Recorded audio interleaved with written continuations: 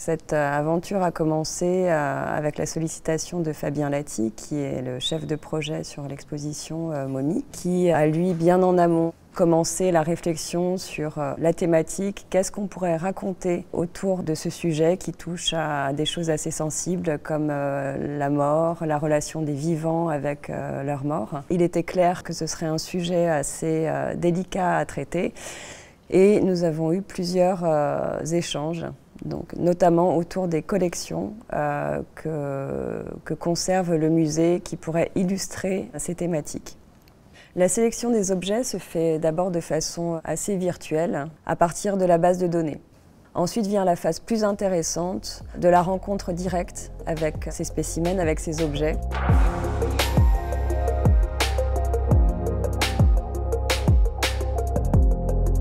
La première rencontre avec les collections est importante parce qu'elle permet d'établir un diagnostic de l'état de conservation des spécimens qu'on se propose d'exposer. Ces spécimens sont-ils exposables en état ou non? Quel est le travail qui doit être fait pour les rendre plus présentables?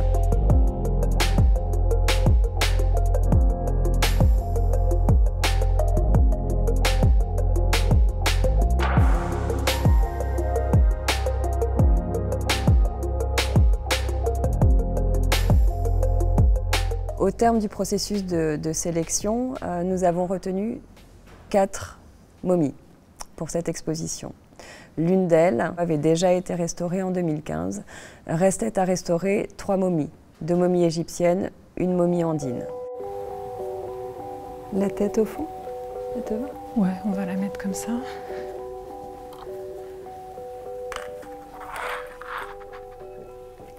La première étape, quand on arrive face à un corps, parce qu'on est face à un individu, c'est pas une rencontre anodine du tout, c'est, j'allais dire, il y a une sorte de prise de contact en fait, de savoir qui on a en face de soi, d'essayer de prendre conscience de cette humanité qu'on a face à nous. On est vraiment sur quelque chose d'assez particulier d'un point de vue à la fois technique mais aussi éthique évidemment. Donc là tu vas commencer la phase d'observation, c'est ça? Ouais, je vais la regarder un peu plus en détail, vérifier les fragilités structurelles. Tu sais, comme il y a plein de zones qu'on ne voit pas très bien avec les textiles, là, il y a une cassure quand même assez importante au niveau des genoux qui m'inquiète un peu. On va voir jusqu'à quel point ça bouge ou ça pose problème pour les manipulations éventuellement. Et puis, il y a vraiment une étape d'observation qui est fondamentale parce que voilà, c'est le temps qu'on va prendre pour voir ce qu'on a sous les yeux, réussir à caractériser les choses, comprendre la technique, comprendre les matériaux, voir dans quel état ils sont. Et là, cette poudre, ça peut être résidu d'anciennes infestations, par exemple ou... Non, je pense pas. C'est assez fréquent qu'il y ait vraiment des petites pulvérulences comme ça. Après, il faut voir si c'est quelque chose qui est possiblement évolutif ou pas.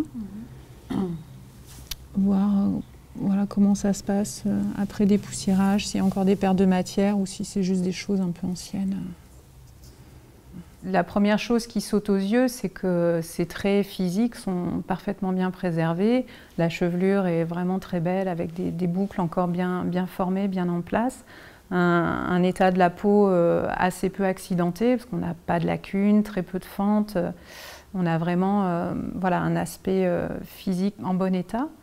On a énormément de détails au niveau des reliefs de la peau qui sont très évocateurs en fait de ce que cette femme a pu être. On voit très bien la forme des seins même desséché qui est encore très visible, des petits éléments d'empreintes textiles qui marquent vraiment les traces d'embaumement à l'époque où elle avait encore ces bandelettes qui la recouvraient.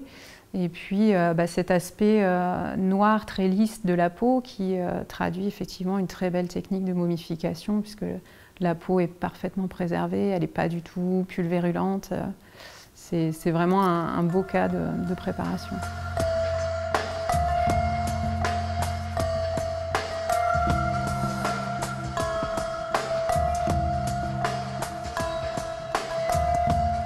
Alors cette momie, ça fait quand même plus d'un siècle qu'elle est dans les réserves. Elle est couverte d'un certain nombre de particules qui sont à la fois de la pollution, de la poussière de ville, de la poussière organique. Et cette poussière, quand elle vient se déposer à la surface, en fait, elle masque déjà cette surface, donc on la voit moins bien, mais elle crée aussi une petite couche qui maintient une certaine humidité en surface, propice en fait à la germination de spores qui sont partout dans l'atmosphère.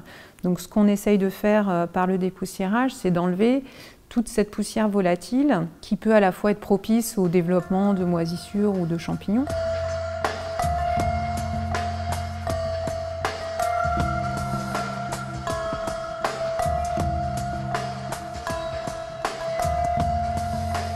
Sur le dépoussiérage, on va toujours du geste le plus léger, donc vraiment un dépoussiérage au pinceau où on soulève simplement la poussière volatile. Et puis ça permet aussi d'avoir une appréhension plus fine de la surface. En fait, si ce qu'on fait de léger passe, ça veut dire qu'après on va pouvoir passer à l'étape d'un gommage peut-être un tout petit peu plus poussé. En fait, on est toujours on teste la matière, en fait, sa résistance, jusqu'où on peut aller sans endommager en définitive. Donc ces niveaux de dépoussiérage et de décrassage, ils sont très évolutifs. Et puis, il y a aussi un besoin de s'adapter en fonction de la cohésion de chaque zone. Il y a des zones très fragiles, comme les cheveux, par exemple, où là, on va être assez limité, parce que les cheveux, ils ne tiennent pas toujours très bien, on risque d'avoir des pertes de matière. Donc souvent, ce qu'on fait, c'est qu'on applique un petit tulle en surface, pour éviter d'aspirer les cheveux, notamment avec les petites buses qu'on a pour la micro-aspiration. Donc à chaque fois, c'est vraiment du tout-terrain où à chaque zone, en fonction de sa fragilité, on va adapter les outils.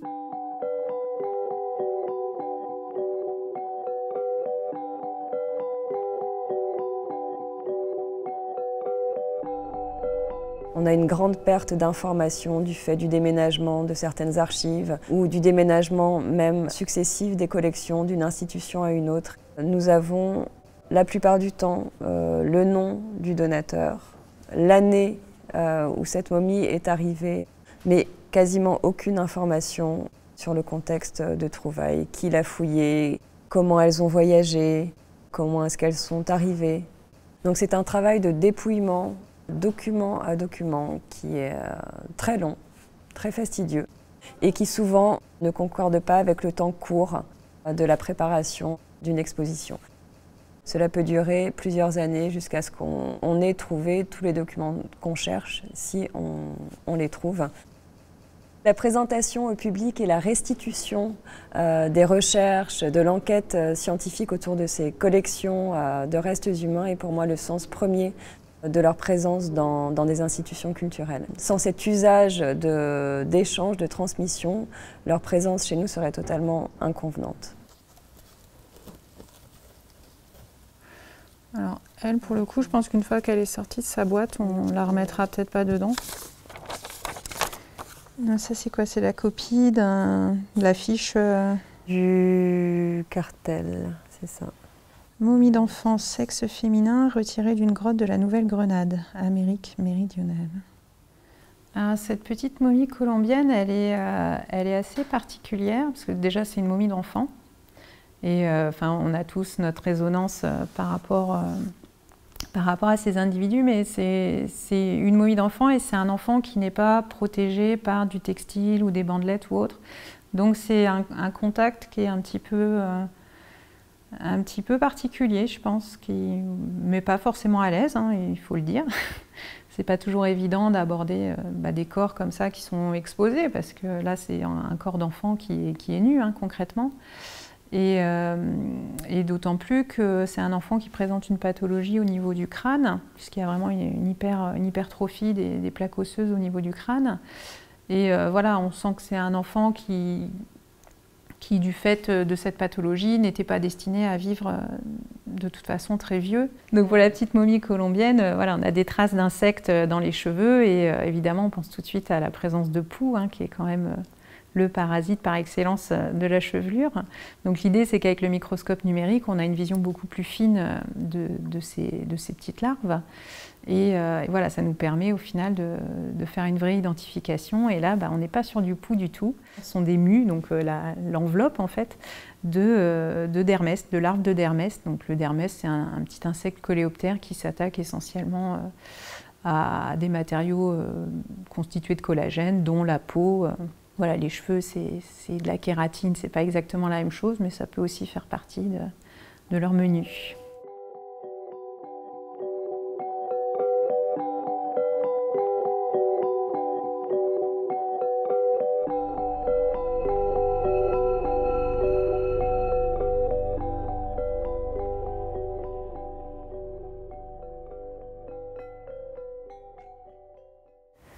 Alors celle-ci, quand on l'a scannée, l'échange qu'on a eu avec le radiologue, c'était assez drôle parce qu'il a constaté qu'il y avait en fait à chaque fois 2 têtes de fémur.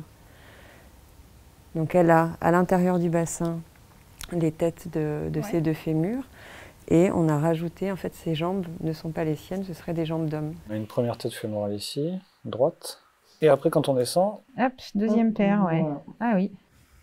La question qu'on se pose, c'est à quel moment ces jambes, qui ne sont pas les siennes, auraient pu être repositionnées. La momie de femme, oui, elle a cette particularité en fait, d'être un montage muséographique, puisqu'on a affaire à 2 individus associés. Et ça, c'est quelque chose qui, moi, m'interpelle particulièrement, parce que ça fait partie de tous ces remaniements muséographiques qu'on s'est permis de faire à certaines époques, donc en l'occurrence au XIXe siècle et puis au XXe siècle, et qu'on regarde aujourd'hui avec un œil contemporain qui questionne pourquoi il y a eu cette association qui a été faite, quel était le but recherché, est-ce que l'idée c'était d'avoir juste un corps complet à montrer. Moi, c'est l'hypothèse que je retiens.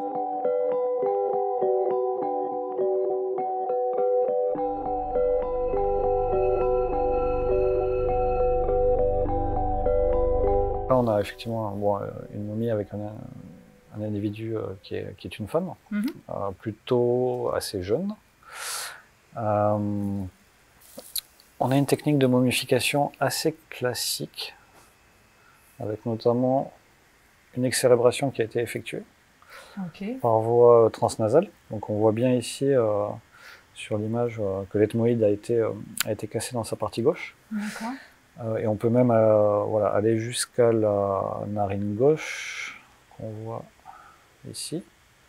Donc là, on peut affirmer qu'ils sont passés par la narine gauche pour excérébrer. Tout à fait. Ouais. Est-ce qu'on a un apport de résine à l'intérieur de la cavité crânienne?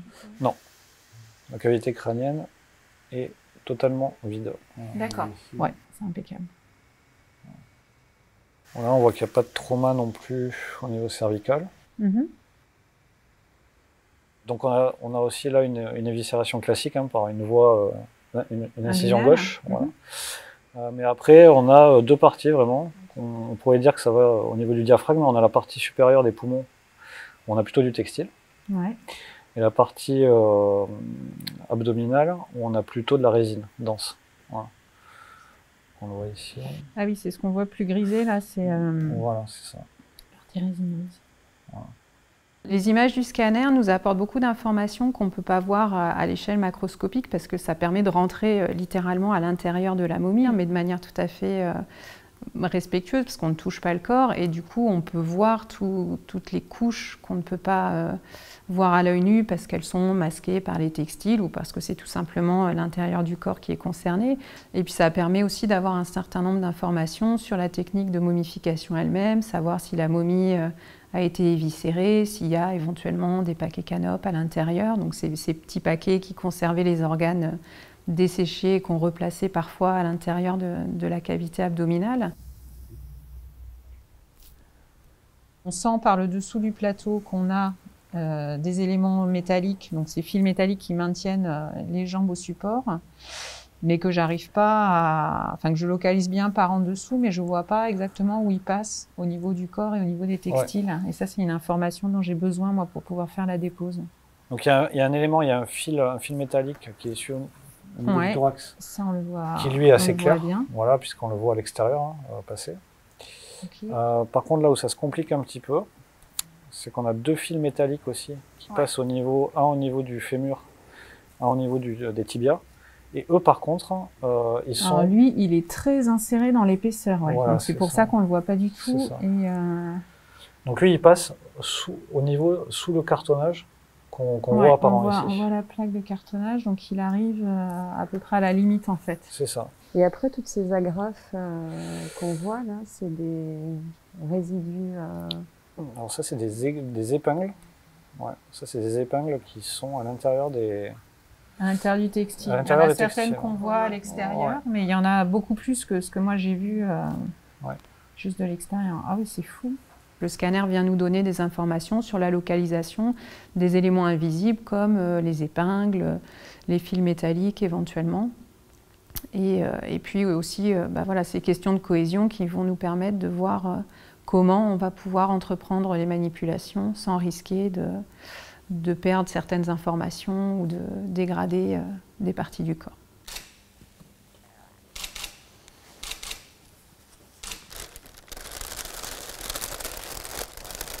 Pour la conservation, le scanner n'a pas été particulièrement utile pour la momie colombienne, c'est plus pour la compréhension de sa technique de préservation en fait, qui au final est issu d'un processus naturel. Hein. C'est le cas de certaines momies d'Amérique du Sud ou d'Amérique en général. Il y a certaines populations qui savaient, par exemple, je pense aux Chinchorro, qui savaient que dans certains endroits, il y avait des caves très sèches qui permettaient la préservation des corps. Au final, elle est assez peu maintenue parce qu'elle repose en fait au niveau des aisselles, ce qui lui abîme un petit peu d'ailleurs la peau. Ah là ouais, vraiment, ça fait que soutenir et ça soutient par les endroits où ça coince et où ça abîme en fait. Là, celle-là, elle est complètement dans le vide en effet. Moi, je m'étais mis un peu par là justement, un petit peu décalé sur la droite et un peu en arrière. C'est à 10 là. En arrière, ouais. Ouais, moi je le ramènerai au centre.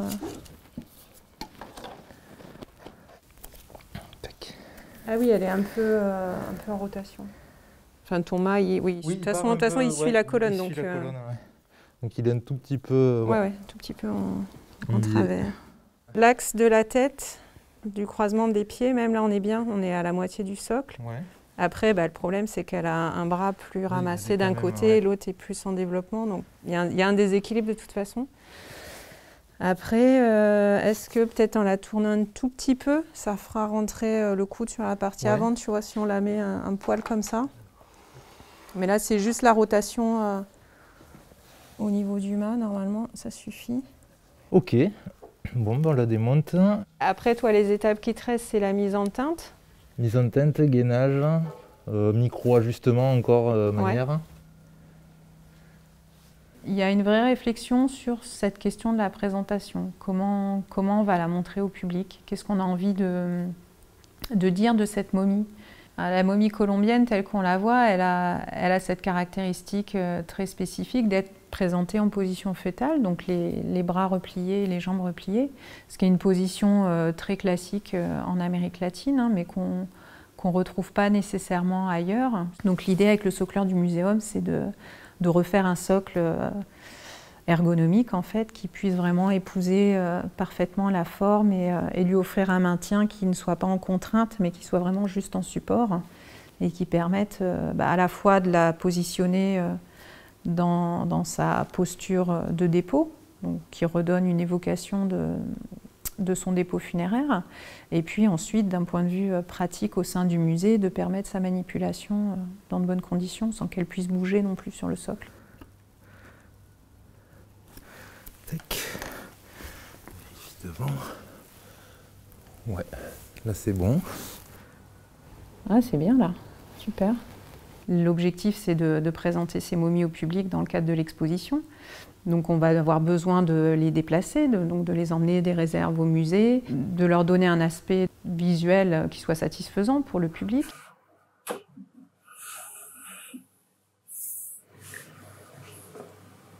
Du coup, ce que je proposais, c'était de partir sur un plateau rigide, tu vois, un nid d'abeille aluminium assez léger et résistant, avec un habillage ouate et coton décati, soit une mise en teinte assez proche des tonalités de bandelette. Mais ça nécessite une teinture, ça prend un poil plus de temps. Et du coup, on partirait sur une forme rectangulaire, parce que là, autant il y a des fois, on peut faire vraiment des découpes à la forme. Autant là, comme on est sur quelque chose d'un peu flottant, on va dire, au niveau des contours, c'est plus compliqué d'avoir une silhouette en fait. L'idée des plateaux de conservation, c'est vraiment de ne plus avoir à manipuler directement la momie. Il faut quand même quelque chose d'assez robuste, de suffisamment large au niveau des dimensions pour avoir une bonne prise, pour éviter qu'il y ait éventuellement des éléments qui cognent ou autres. Coucou Laure. Salut, ça va? Quelle est votre question? Alors elles sont multiples. Elles concernent essentiellement la présentation sur les questions de soclage et de plateaux pour les momies. Et ces plateaux, on va les voir un peu, donc on va les habiller avec un textile. Et c'est savoir si on part plutôt sur un noir, plutôt sur un lin neutre naturel, donc assez clair. Ouais, plutôt noir, hein. Comme ça tout est noir, c'est génial. Ouais. Et les fonds de vitrine sont noirs, les plateaux sont noirs. Eh ben, c'est impeccable. Si on est sur un fond noir de vitrine, ça va super bien passer, ouais. Ok. Après, ben voilà, il y a des contingences esthétiques de trouver un habillage qui soit à la fois dans des matériaux respectueux de la conservation, donc plutôt des textiles naturels, type lin, coton par exemple. Et puis après, voilà, c'est des questions de choix de teintes pour s'insérer dans l'ambiance générale de présentation et voilà, là, qui correspondent plus à des envies muséographiques de la part des responsables du projet. On va la mettre sur des traverses dans la caisse, comme ça elle sera plus facile à prélever. On va quand même la couvrir avec un Tyvek pour le transport. Après en stockage, vous n'êtes pas obligé de le laisser si vous voulez garder une visibilité. C'est vraiment plus qu'elle soit couverte.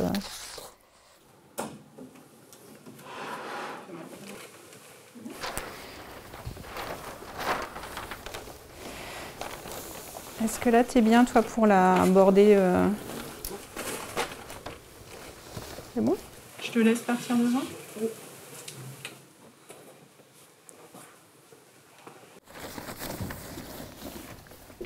Est-ce que tu peux la soulever un peu, comme ça je reborde ici?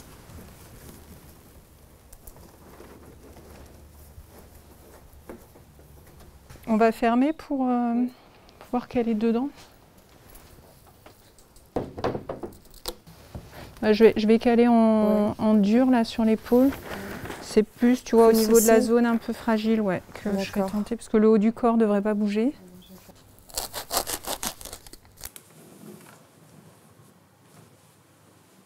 Toi, ça a l'air comment là-haut? Ça va, c'est stable.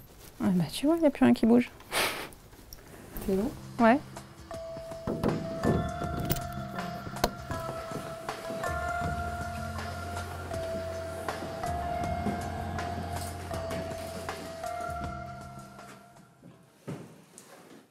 Ça nous fait le...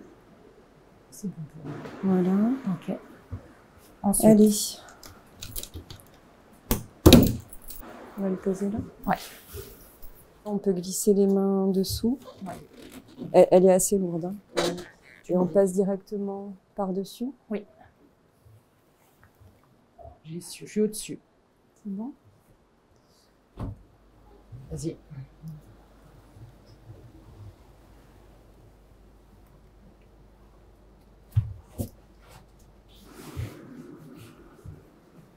Vers moi. Encore un peu, c'est bon, normalement, on y est.